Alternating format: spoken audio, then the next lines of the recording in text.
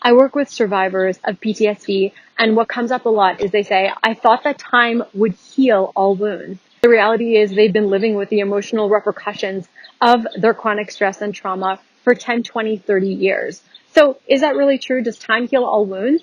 And the answer is no. And the reason for that is because there's such a thing as tissue memory.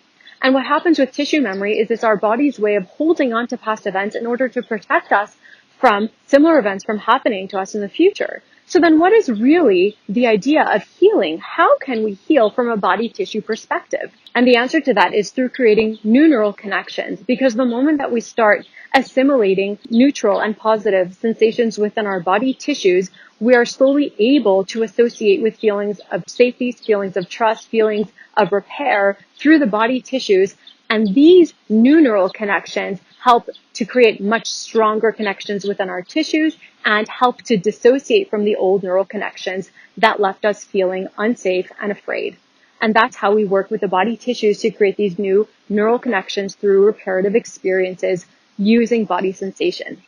Hi, I'm Tanya. I'm a nurse and the founder of a nonprofit to help survivors of abuse and a survivor myself. And what's interesting is that there's actually 3 phases to healing trauma. And during the first 2 phases, there's no talking required at all. And the reason for this is that during the fight, flight, freeze response, the blood actually shunts to the body tissues, to the muscles, away from the brain, and specifically away from Broca's area, which is the speech area.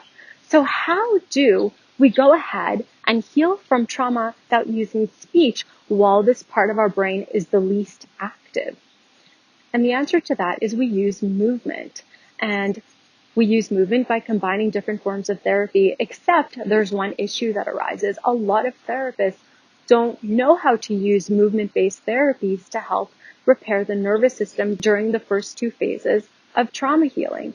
And so that's why I've put together a group of professionals in movement-based therapies such as trauma-informed yoga, somatic experiencing therapy, Qigong, Tai Chi, self-defense therapies, drama therapy, and dance therapy in order to bring all of these movement-based therapies together to help both therapists and their clients in different programs to understand and to learn and to process both in session and after session how we can use these movement-centered therapies to help release trauma from the body tissues and then come to the 3rd and final phase of trauma where speech and talk therapy is really helpful. So if you're interested in learning more about this, I invite you to leave any questions or comments below, and you can also visit tanyazajdel.com.